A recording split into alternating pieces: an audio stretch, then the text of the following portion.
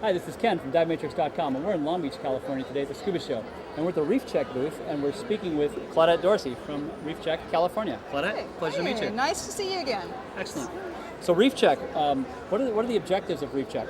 Well, we want to make sure that local divers get out and learn how to survey properly on a reef to collect decent data. The state of California needs to know what's happening on the coral reefs, not the hard rocky reefs that we have in California. Mm-hmm. There are protected areas going in from Mexico all the way to the Oregon border, and there aren't any divers out there to do the surveying. So we have about 200 divers right now. We've trained them how to do the surveys, and we're looking to have 500 divers in order that we can keep a track of all these reefs and see what changes. So 200 divers in California, is that all of California, or are there... Right now, it's all of California. Okay, so all the way from the whole coastline. It is, from Oregon all the way up to down to Mexico. So it's a lot of turf to carry. So what are you looking for when you go to survey a reef?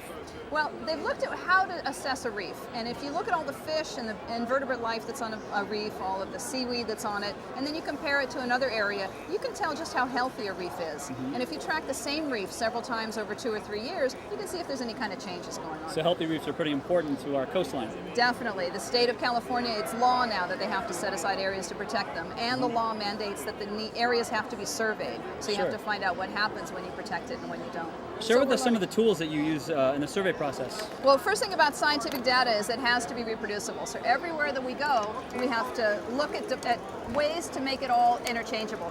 So we use survey tools called transects. These are 90 feet long, and we stretch them out on a reef.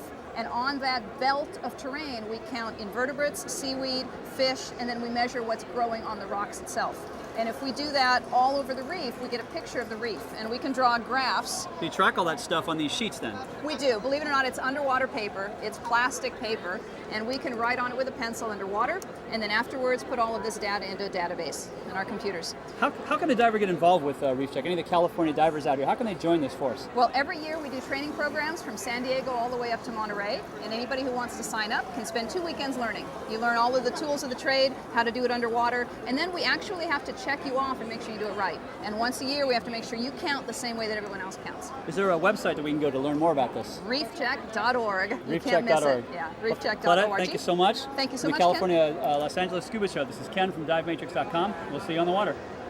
Thanks.